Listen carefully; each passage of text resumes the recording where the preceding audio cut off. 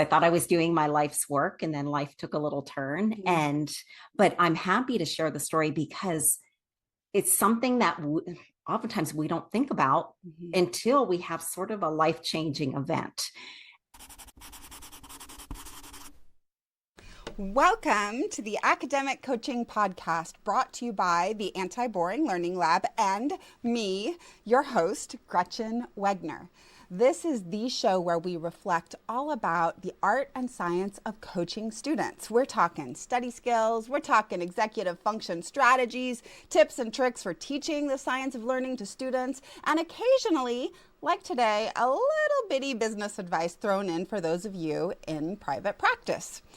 So today, my guest is Cathleen Pittman. I can't wait to introduce you to her. She's been in education for a long time, 28 years, and now runs Our Learning Studio in North Carolina. She's also the host of the Tutor Mentor podcast and has done something most of us only think about, or we actually don't even think about it.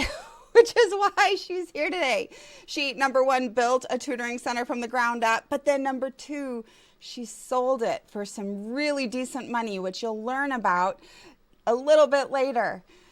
So the hard part is that it was a difficult life experience that brought the question of selling to the forefront for Cathleen. And what she learned in that process is exactly what we're going to be talking about today. And before you say to yourself, I'm just a single coach or tutor and I'm working virtually, I have absolutely nothing to sell, I'm not going to listen to this video. I want you to take your finger away from that stop button. And please, pretty please, watch this whole video because you might just be sitting on some moolah. I learned that I certainly am. And please also stay tuned to the end because Cathleen has actually a teachable course all about how to set up your business so it's ready to sell. And spoiler alert, I'm planning on taking it myself sometime next year. But let's just jump in. Kathleen, welcome. Hi, Gretchen. Thank you for having me today. I'm so excited to talk about this topic. Yes. So, is it hard for you to tell the story? Because I know it's, what probably wasn't the easiest time of your life about what prompted you to sell or get it ready to sell. Is that hard to do? It was a very bittersweet time because I thought I was doing my life's work, and then life took a little turn. But I'm happy to share the story because it's something that oftentimes we don't think about until we have sort of a life-changing event. And so what I would love to sort of share a little bit about my story, but what are some of the steps that we can take to plan ahead, even if you never plan to sell? Those steps that you would take are going to help your business thrive and become systematic and all of those things, even if you never planned to sell. And you know what's interesting, ever since I met you, which hasn't been that long, we just took off like wildfire. We're big fans of each other. But even just yesterday in my meeting with my office assistant, my virtual assistant, I found myself saying to her, and I'm sure it's inspired by our conversation, I was like, Christine, God forbid anything happens to me. I want you to know actually who the person is who has the most fidelity to the Anti-Boring Learning Lab, like really uses the tools and who could help guide you about what to do with the business after I'm gone. Of course, now I'm going to plan for it because I'm going to take your course and I'm going to follow your suggestions. So hopefully she won't have to do that last minute. But it was really interesting to say, you know what, I should at least say that out loud if I don't have time to do the things that you're going to let us know would be a good idea to do. It was really kind of sweet to tell her that, like, this is who can help you. Yes, that planning ahead, even if we may never need it. So absolutely. Yes. So tell us what happened first, because it sounds like you weren't ever planning on selling your business. I wasn't. I felt like I was doing my life's work. So way back, we're going to go way back to the mid 90s. I started my my career in education in a fifth grade classroom. I absolutely loved it. And then moved into an administrative role as a beginning teacher evaluator and spent 15 years coaching, visiting thousands of classrooms and coaching and mentoring beginning teachers. And during that same time that I was a fifth grade teacher and administrator, I started tutoring just like a few students at a time, just out of my home. I loved it. I absolutely loved it. And in 2006, I founded a tutoring center, and what we served all major subject areas, pre-K through college. It grew to include 8 incredible faculty members. Oh, wow. I surrounded myself with people who had talents I'll never have. So we were really able to be a powerhouse and serve hundreds of families coming to us from 4 different counties for in-person instruction. And so I really did feel like I was doing my life's work, really thought it could be something that even keep in the family, just a generational sort of business. And then in 2008, I was blindsided. I was diagnosed with a very aggressive form of breast cancer. And almost overnight, I needed to remove myself from the business. Now, here I had this thriving business. I thought I'm such a strong business owner. Well, one of the signs of a strong business is, can you make yourself operationally irrelevant? Are there systems in place and everything in place to keep it going in your absence? And the answer at that time was no. I did not. I had my hand in everything, thinking that I was being a strong business owner. So all of the policies and procedures and payroll and paying rent and all of those systems were here. They were here in my head. And so I had to step back really quick and take a very hard look at my business. And the first fear that I had was, I'm going to have to shut down. I don't know how I'll be able to do this. And so it just forced me to take a hard look. How quick could I put some systems in place? I did have an incredible team already in place. But I'm thinking, are we going to close? I have to think of the colleagues, the community, the families we're serving. And could I run the business behind the scenes in a minimal role while I started to undergo surgery first, and then immediate chemo and radiation and additional surgeries. And so that's exactly what I did. And for 6 more years, this amazing learning community that I really credit the faculty with building just continued to thrive and to grow. So toward the end of 2013, the treatments had ended the first year, but the surgeries didn't. This was a long journey. And I also was looking at, my son was in kindergarten when I got diagnosed. I was in my late 30s. I got diagnosed very young. And 6 years later, he, had gone to his counselor who was talking through everything, with him. And he said, I'm very proud of my mom, but sometimes I feel like she's with me. She's not really with me. And I knew that I needed to refocus my attention. Okay, let's pause there for a second. Oh my goodness. I mean, I thought I was going to be touched by the cancer story, but my goodness, what a kiddo to just say that, and to be aware of that, and to be able to say it, and also to trust that he could say it out loud. I can really imagine how that would have impacted you to be like, oh my goodness, I need to be really with him. I need to figure that out. That's right.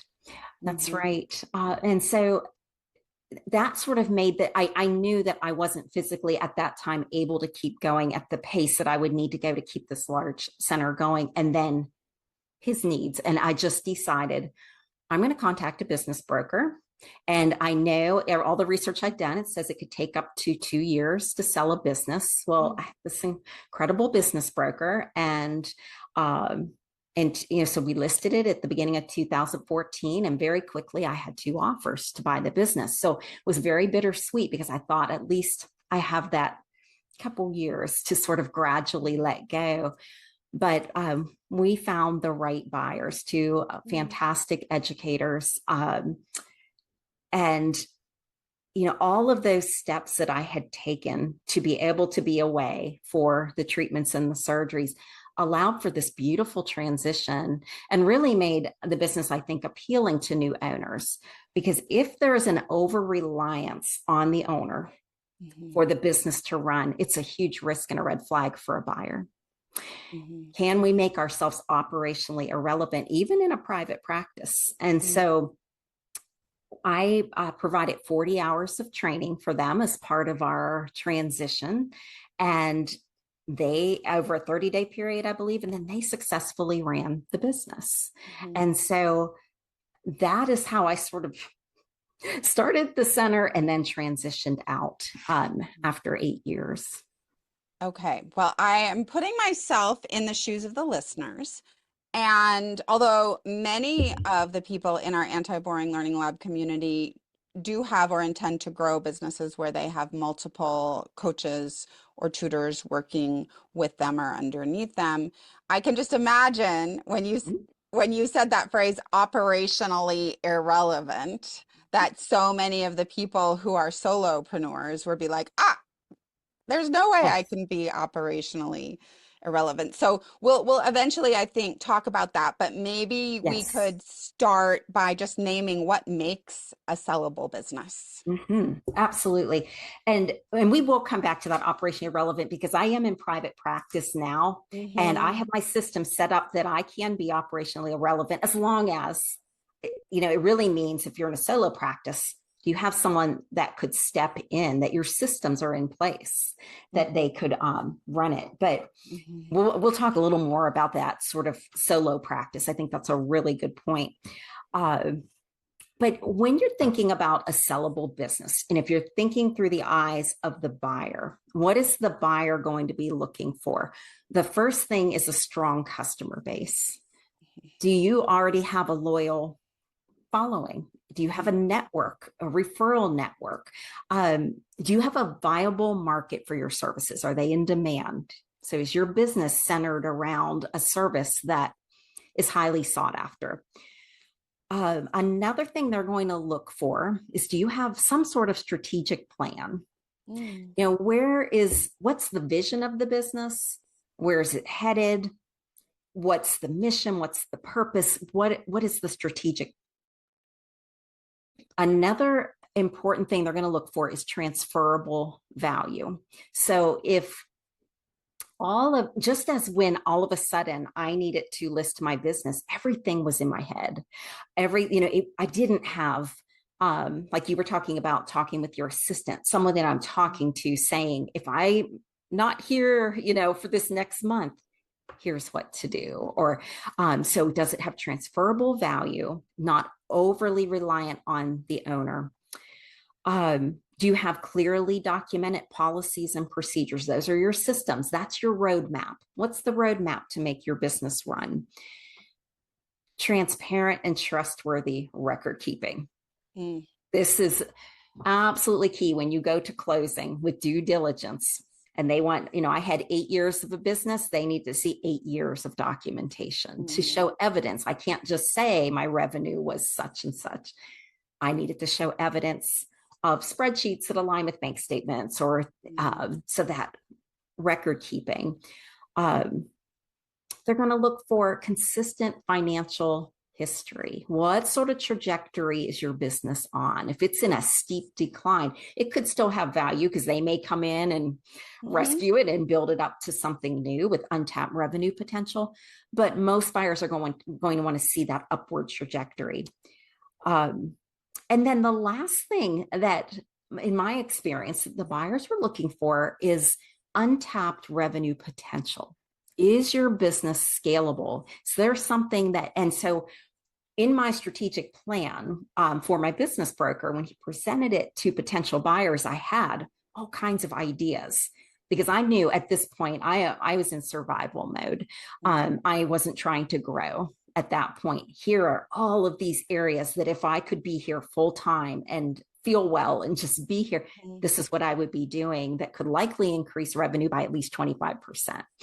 Do you have an example of what, like, maybe one of those ideas was that you had at the time? Yes, we had this beautiful 4,000 square foot building that we were renting. This was not like a real something that I am, but we were leasing this Yeah. beautiful building, and it was really being used from 2:30 to 8:30. And in the mornings and the early afternoon, it's set empty. And so we talked about homeschool co-ops. We talked about having like a kindergarten, not getting a licensed pre-K, but maybe like some kindergarten readiness little camps that could be held in the mornings. Some parent workshops. We had a beautiful conference room. Parents could come in for workshops or a lunch and learn, during their lunch hour. So that's all I can think of off the top of my head, but I had a long list saying that we're not tapped out. This business is scalable.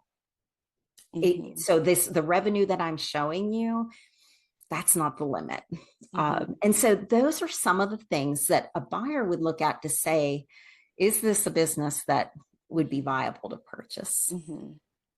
Okay, so now is maybe a good time because I heard those little voices in my head going, but none of that is me. You had a brick and mortar business, Kathleen, or you had blah, blah, blah. So let's imagine, I mean, most of our Anti-Boring Learning Lab members do have virtual businesses where they, coach anywhere between 5 and 20 or students a semester. Some have more because they have coaches working with them.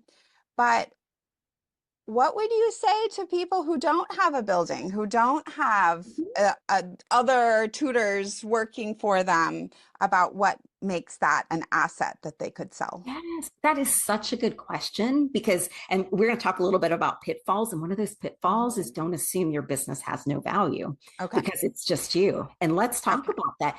So I'm in solo. So in 2000, I sold in 2014. In 2018, oh my goodness, I felt so much better. I was ready to get back in the game, but it was in a different season of life. I could not, I think, hire a team again and do the large scale. So I'm in solo practice. And I did have a studio, and then in 2020 went virtual. And just recently, I opened an office where people can come for in-person, where I can do parent workshops, where I can coach. I'm doing a lot of coaching of business owners and executives, and where they can come for in-person. But the majority of my business is done on Zoom. Now I'm in my home studio, right now, not at my office, but and it's just me. I am taking the same steps that I took when I had that large scale center. I'm doing the same steps now, so that at some point, if I decided that I wanted to hand my practice to another like-minded person, that all of the systems are there, the intellectual property. And that's where we know in a service industry business, the majority of your value is in goodwill. Those are the intangibles. When I sold my business, only 5% of the profit came from assets, books, furniture. That's about all. I didn't own the building. 95% came from intellectual property. And so, being myself a one-on-one coach in a virtual setting with no team, some of my assets would be my online courses, the small groups that I've developed, the parent workshop curriculum that I have developed, your logo, your brand, all of those things. And we can talk in just a little bit. We were going to answer, I think, a question from one of your community members about how do you actually then sell like a solo business that's based on personality.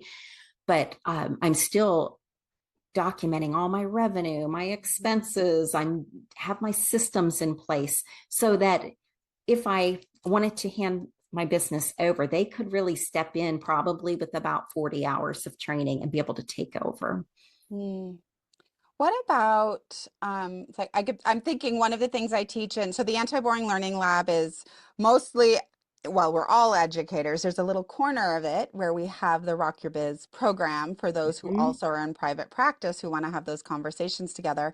And my main theme always, always, always is you don't need social media. You don't even need a website right away if you don't have time. You've just got to get started. But what you do need is you need relationships.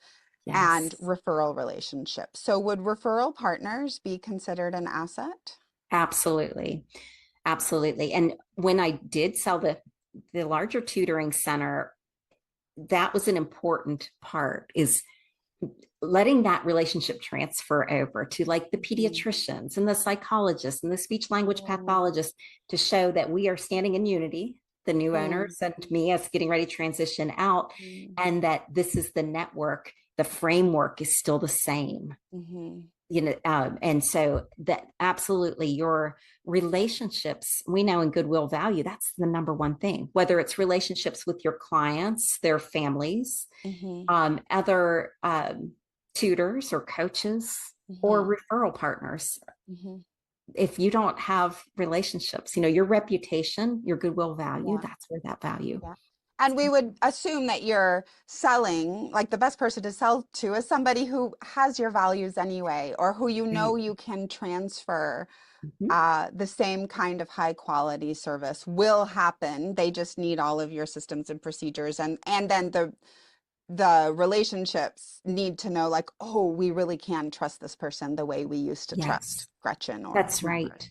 That's right. When I think in the course, I talk a lot about at the end of the course about how I did the transition, but it was very much in unison. Like my letter to our learning community that I had made this difficult decision was attached to the letter where they were introducing themselves. The faculty, I sat down individually, with each faculty member with the new owners. We had some families that had been with us through the long haul, had been with us for years and had, brought multiple children through. And so those families, I had to come into the office to sit for like a meeting, just there. The parent or is actually the grandparent was the first, so that we could sit as a unified team. That we put out a press release to the local media in unison. So it's all, the transition is so important because we know in any time that trust factor, anything that we're doing, like with your community, are people going to enroll? Do they have that, like they like you, know you, do they trust you? And so that's a critical piece of the transition. Well, and this word trust, we're going to get to the more pitfalls, but this first pitfall of don't assume that you don't have something that is worth selling. And you just mentioned trust. I know you are so passionate about talking about this, especially because the tutoring and coaching industry is women dominated.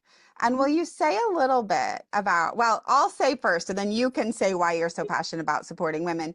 But one of the things that I think is true about women's worlds is that we are relationship focused. And if we're really mindful, we do know how to build trust, not saying men or non-binary people don't. I'm just saying, culturally speaking, this is a gift that we bring that we don't always see has monetary value, but it does. And so it's very exciting to help people who don't normally see they have something that is an asset, to help them see that it is an asset.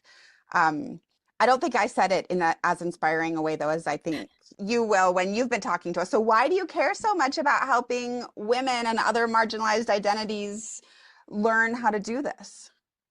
Well, I will say, and I was probably guilty of this when I first launched my tutoring center years ago, we tend to make ourselves small.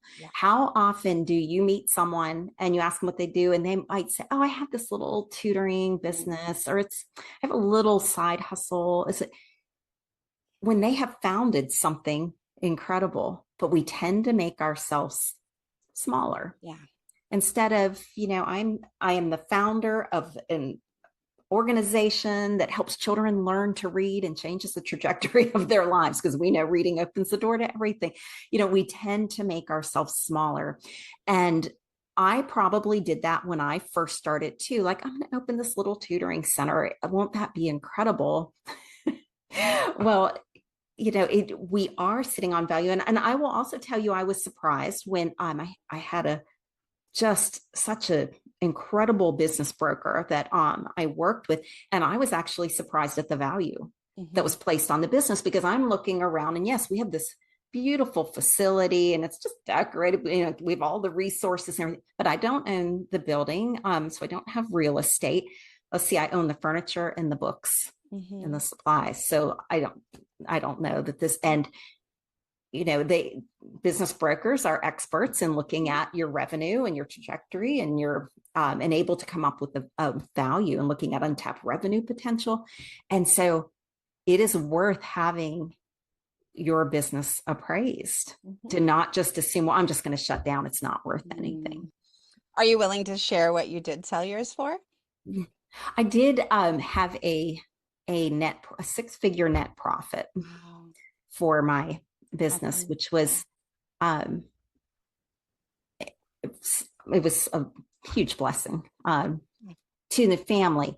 But I would say though that what is more of a blessing is that the new owners carried it on, Mm-hmm. and it became, and I think I'm going to say it was 2022 that they retired, and or that he retired and the business closed. But for 8 more years, this learned. So I got the diagnosis in 2008. I thought, oh, this whole community is going to be shut down. I cared deeply about the faculty, Mm-hmm. just remarkable Mm-hmm. teachers and people who really cared about the impact they made on kids. And not only was I able to keep it going for 6 years, I was able to sell it to someone who kept it going for 8 more years. So I would say that was meant everything to me. Let's not forget more pitfalls. Thank you for sharing all of that. And what are some other pitfalls that people should look out for? So the first pitfall, I'll show you my, because I'm visual with my clients. Okay, so if we think about a house, okay, if we have a house and we're going to want to sell it, we have to plan ahead, right? So if we're thinking about your house, or is it organized? Is it decluttered? Have you maintained it? Have you kept records of repairs and things? Have you had the value assessed, and have you optimized the profit? Okay, so if you think about your business like a house, are you doing these things and planning ahead? One of the biggest pitfalls, I might have a business owner contact me to do some strategy sessions, do some consulting to help them sell their business or get it ready to sell. I don't sell businesses, but I help set it up to be sellable. And they'll say, I want to list it next month. And this isn't, unless you've been all along doing the things, the systems and the record keeping and building the relationships, it isn't something that can happen overnight. Just as if I needed to sell my house, I'm not going to list it tomorrow. I've got all kinds of things I need to do. So a pitfall to avoid is to not plan ahead and to wait till something life changing or Yeah, happens. catastrophic Yeah. happens, like me. Okay, so it would be amazing if I could have said in 2008, all this happened. I got my diagnosis and I had everything in place and we just rolled. It's not how it was. Mm-hmm. And that forced me to take a hard look at my business. And I think that's one of the ways that I'm able to help others is because I lived it. I sat in that going, oh my goodness, we're going to go under, we're going to close. Okay, wait, I can keep it, put systems in place, keep it going, and then sell it. So that would be the first pitfall, is Mm-hmm. not to plan ahead and wait until like a catastrophic event happens. Um, a couple of practical pitfalls to Yeah, avoid. let's get practical. Okay, let's get practical. Mixing your business and personal Aha. bank accounts. And so when you go to due diligence, you're laying out everything. And due diligence, of course, just like when you're selling a house and they want to come in and they want to investigate and they want to make sure everything's working. There's a due diligence process when you sell a business where they get to look at everything. They look at, your revenue spreadsheets, your expenses. I mean, your tax, your taxes, they look at everything. And if you have your personal intertwined, it becomes very murky. Yeah. And I remember during due diligence, the new owners had brought a couple of accountants with them, and they had commented that that it was going well because it was separated out. So just, as you're planning ahead, if you do have them intertwined, go ahead and separate them. Another practical suggestion or a pitfall to avoid is failing to maintain those monthly revenue and expense sheets. Because the business was 8 years old, I needed to produce 8 years of revenue and expense sheets. And it would have been really difficult to go back and to try. I mean, I probably could have, it probably would have taken me weeks to go back and to try to fill in those numbers. And so in the course, I show some very, very simplistic Excel spreadsheet, basically, where you're just documenting your monthly revenue all on one sheet your expenses. So I basically had 2 sheets for every year. That's it. It does not have, we don't have to overcomplicate, but a potential buyer wants to see those and then make sure they match the bank accounts so that they want to make sure, because we could put anything in a spreadsheet. Yeah. You know, what's interesting here is that I've changed bookkeeping systems several times, and I don't know that I can easily come up with what you're saying. I had it all. But when we left, like it was started in Quicken, then QuickBooks, then this Yes. other thing, then this online thing, then I moved to this other thing, and so, I mean, I have it all in my taxes in some way, but not the neat and orderly monthly Yes. breakdown. So that's a really interesting Yeah. thing to go back. I mean, it's possible to go back and find all of Mhm. that Mhm. information, but it will It take so is. long. I can see how choosing to have one of my virtual assistants, like for me to find the Mhm. information and for them to go back and make the spreadsheet could be a That's really right. good idea. And then it's also something to look moving forward. Okay, moving forward, Hmm. I'm going to start. And, you can use whatever system you want. I also, on top of using, different systems, I did just keep a basic 1-page spreadsheet that had, I think I showed in the course, and put in some fictional numbers and blocked out Hmm. student names, but it showed I could hand one sheet to show Hmm. um, the revenue, Yeah. for the entire year. Yeah. But Interesting. a lot of people use QuickBooks, but I Mhm. also supplemented with just having that I document. like that. Also, we learn in the anti-boring learning lab the power of honing your notes. And so Hmm. that's like honing. It's not like students' notes, That's but it's right. like your business notes, and it's not a bad idea to hone them. That's right. So of Yeah. course they could go through QuickBooks. They can go through everything and look, but I Hmm. also want it to, be like, here's 2007. This Yes. is the um, Yes. revenue for the year, and it breaks it Yes. down by Yes. student. And so that would just be something to think about. And then the last pitfall to avoid, and I think we touched upon it briefly Hmm. already, was just assuming that your business does not have value. Hmm. Hmm. If you're generating revenue, if you have systems in place, you have transferable knowledge or transferable systems, your business potentially could have value. Hmm. Okay, so let's just get back to this question. I think we're going to have to constantly come back to the question like, yeah, but I'm the one coaching. My students depend on me coaching in a certain way. I'm the one who has done 30 years of training Hmm?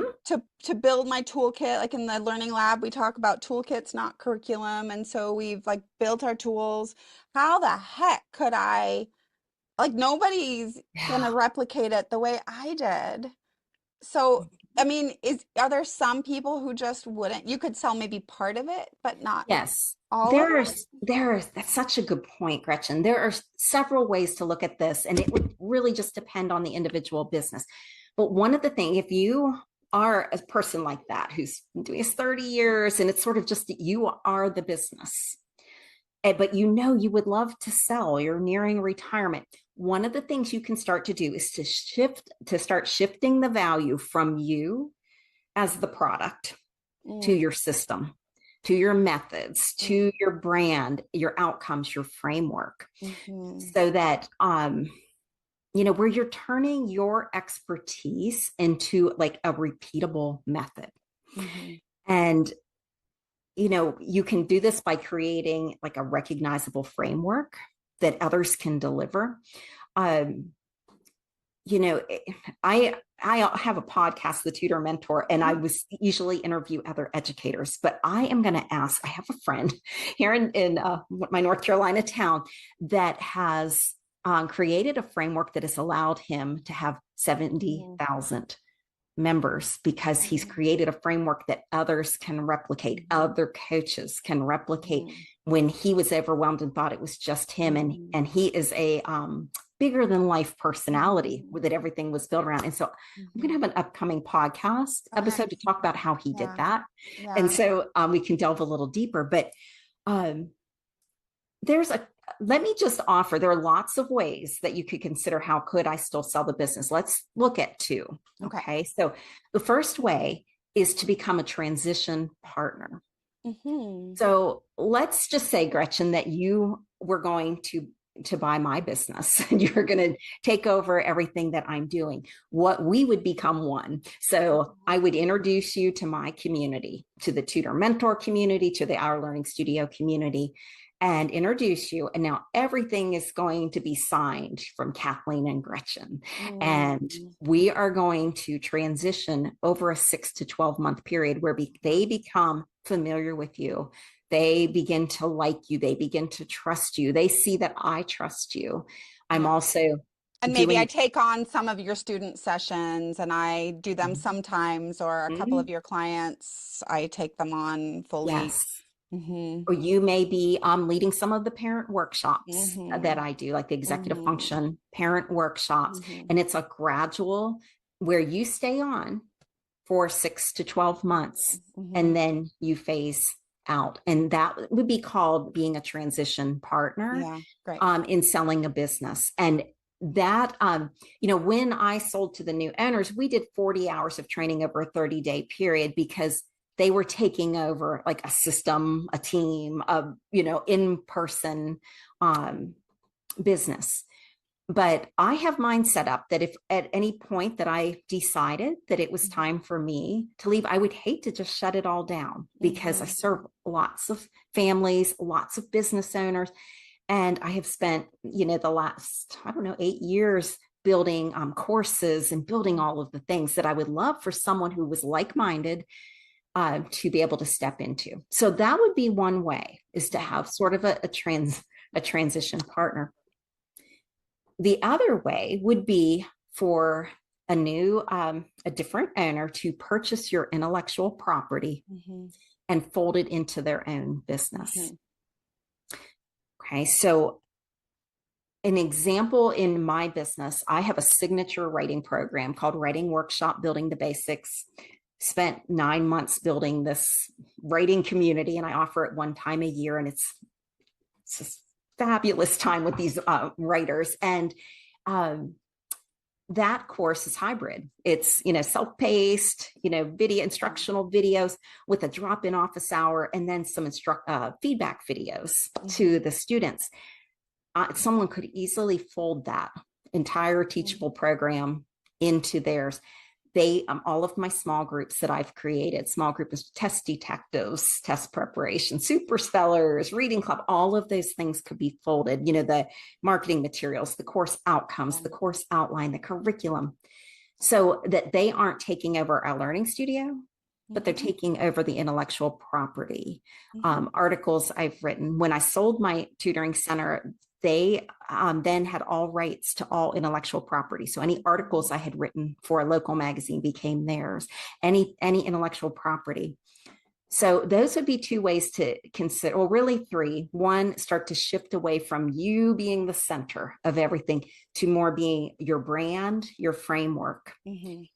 The second way is to be a transition partner. And the third is for someone to purchase all of your intellectual property, your methods, your framework, and fold it into their own business. Well, the other thing I'm thinking, and thank you, that's so helpful. That calmed down the voices in my head, the objection ones.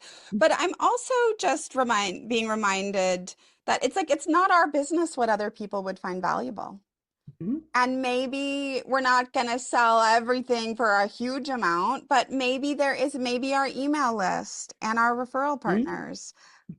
There's some value to that alongside our systems, or an outline for how we generally did or ran our sessions. Like there's something likely that's more valuable than $0, which we would, if we didn't try and sell, we wouldn't get. That's right. And it's just not our business what people are going to find valuable. And so why not gain from that? That's such a good point. And if you started making a list of your assets, and most people think, oh, well, that means like physical, my furniture or things like that. But if you really start to make a list of your intellectual property, Gretchen, with your incredible community, with your anti-boring learning lab, I mean, within that, you have so much intellectual property. It's just, if you started to really list out every course you have in there, every framework, every article you've written, there is a great deal of value there. It could be your referral network, your, like you said, your email list, your client base. It could be so many different things. So it's not just uh, a black and white answer Well, there. and it's interesting. The other thought that's come up for me, because I'm obviously, I think, a personality-based business. I mean, you're right. I have all of Yes. this asset, but people show up for Gretchen's quirky, authentic, compassionate, whatever it is, that's me. People are showing up for that. And we had proof. I was away for 6 months after a surgery. This was in 2023. And people stayed in the lab. Uh, Volunteers ran the calls. And folks stayed, but I think if I had been gone for 2 years, people would have left. And so it was just something. And one of my lessons was like there was less attendance at calls, and I was like, oh, okay, that told me my business depends on me. But what I'm hearing from you is that, yeah, if I were to sell it to somebody, I would just need to find somebody who's equally as them as I am me. And it's highly possible that the right personality could really step into the shoes, and that person would be a little different than me, but as equally somebody who holds space well for coaches to learn and grow alongside each other and have fun while they're doing it. That's right.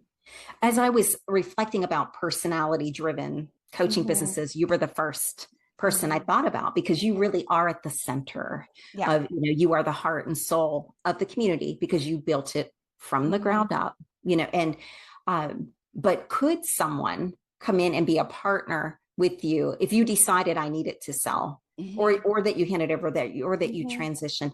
I felt like my tutoring center was my heart and soul. It was my baby. I started that business in a small room in my house, Yeah. and it turned it into this 4,000 square foot building with a team and an assistant. I mean, I had built it from the ground up. It was my baby. And I'm like, I don't know if it's going to survive without me. And would you know, it was kind of humbling.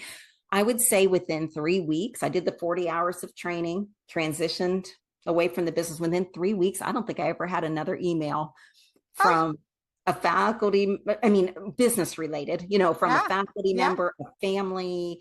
The new owners would occasionally touch base, about something, which I was Mm-hmm. happy to do.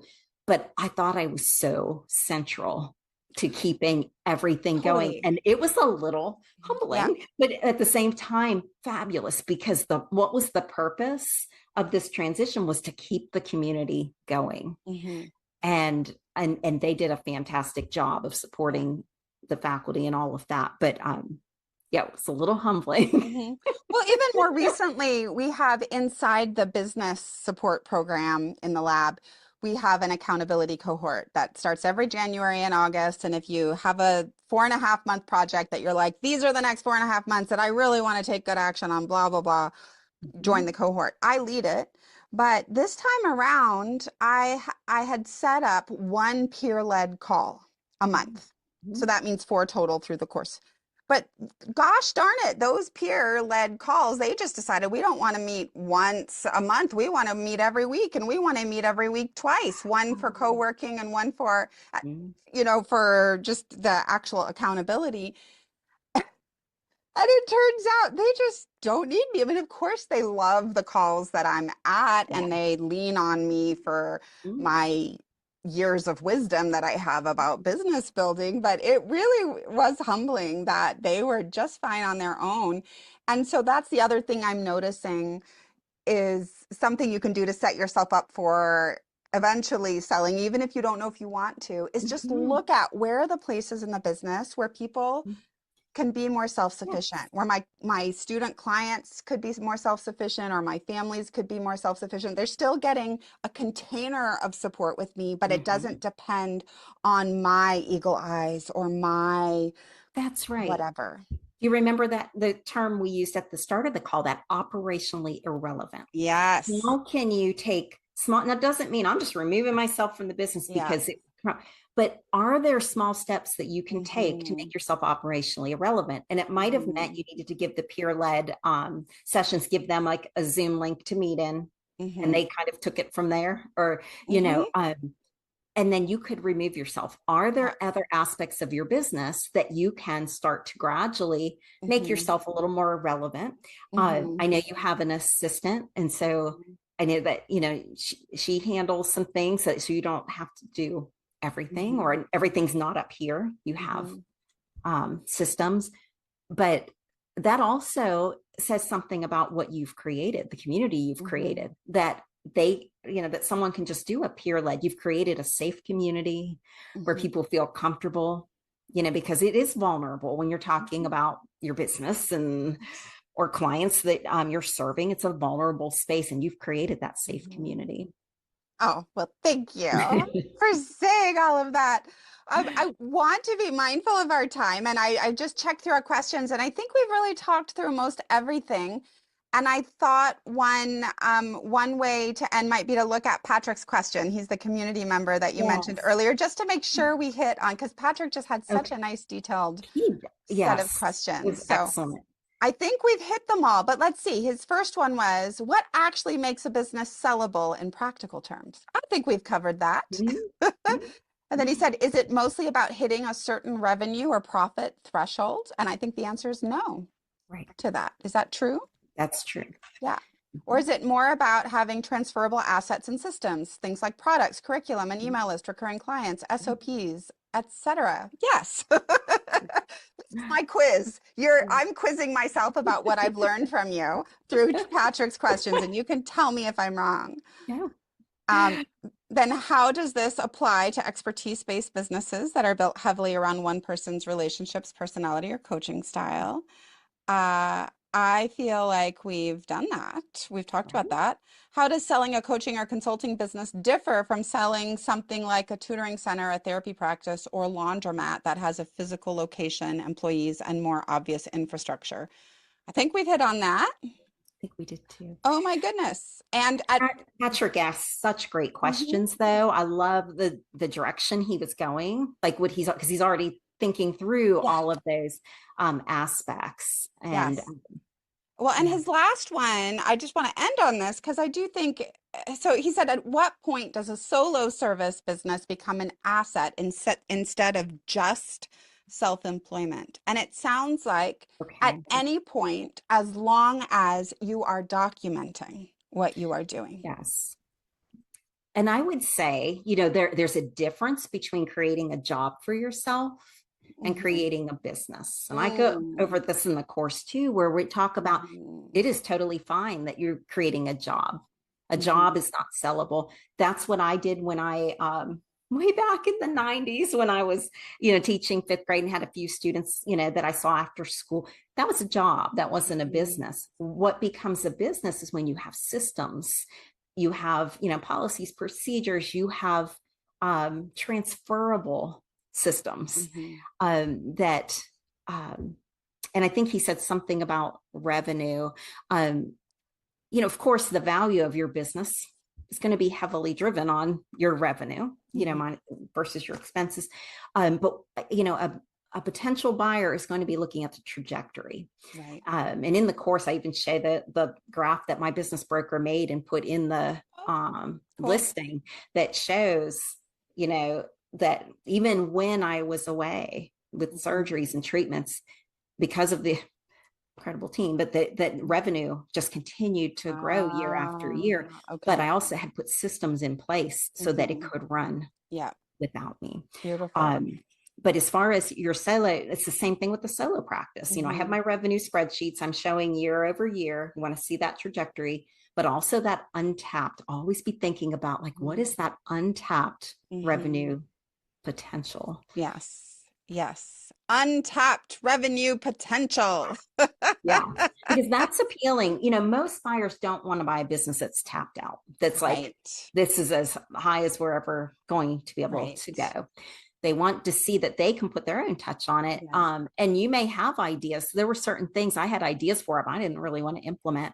Just like that saying, you may have the skill and you may have the time, doesn't mean that it's yours to do. Right. And so, but it can be listed as your untapped potential. So tell us about this course that you Yes. have. I do plan to take it, not in this moment. I have enough going on this summer, but I really think it's going to help me do some Mhm. things that I've been wanting to get more clear about my systems for the longest time now. And what I love is that I'm not just getting clear to get clear, but I'm getting clear because I got my big girl business boss pants on, and I want to do my best to set it up to be able to make money at the end when I'm ready to transition. Yes, I love that. Mhm. Okay, well, the course is called How to Set Up Your Business Now to Be Mhm. Sellable in the Future. And it is jam-packed. It's two 30+ minute videos and a checklist sort of to guide you through. And it's not a course on like, okay, how do I sell my business? It's how do I set it up now to Mhm. be sellable in the In the future? future. And Mhm. I made a couple notes because there's so much in there. So some of the topics we cover, everything from, creating a business versus creating a job. How do you make sure Mhm. that you're making a business, not a job? Developing systems. We go through record keeping. What sort of records do they want to see at due diligence so that Mhm. you're not caught off guard going, "Oh, I didn't maintain Mhm. that." How to create goodwill value. Like I said, 95% of that 6-figure net profit came from intangibles, just the loyal client base and reputation and those things. But how do we create that over the years? We go over decluttering your business. No one wants to buy a house that is completely cluttered or a hoarder, right? Decluttering your business. You're either your physical space or your digital. So if you are virtual, Mhm. is Mhm. your digital space so organized that somebody could come in and access all of your intellectual property? We go over creating a state of the business binder. And then we get into some bonus content, how I used a business broker to sell my business, how to prepare for due diligence. And then we really get into transitioning to new ownership. I show the letter that I gave to the community, the press release we sent out to the local media. Um, we go over parts of a business listing confidential memo, how to make a seasonality index. I mean, it's Ah, jam packed. great. And so the goal at the end of that course is just that you have like step-by-step directions that practical steps that Mhm. you can take to set your business up now to be sellable in the future. And if you don't plan to sell in this next year, you could just take maybe one of these suggestions a month and Mhm. focus on it. And the next month you may be looking at, I need to make a fixed asset list or just breaking Yeah. it down. Um, I love that idea. And in fact, it occurred to me when I'm ready to take it. I often use the Anti-Boring Learning Lab as accountability to do the things I need to do anyway. I think what I might do is find out, is there a small team of folks who want to take it along with me who are in our biz corner inside mhm. the lab Yes. and then work on it together and have co-working sessions where we do some of those tasks together. That's such a good idea. Yeah, I mean, having that peer support and accountability is so yeah. helpful. Many times after someone takes the course, they do come to me for like one-on-one Mhm. strategy sessions. And so I love if they've already taken the course so we can use that precious strategy time to Mhm. really look at their business, not Mhm. the steps, that are in the course, but Yeah. like, let's do it. Let's, get into your business and let's get it set up. Mhm. Um, so I'm So very passionate about it because I do feel like we tend to make ourselves small and we don't see the value in the impact we make. And yeah, also it's okay to look at the financial side right, of and feel empowered by right. being able to generate revenue. Yeah.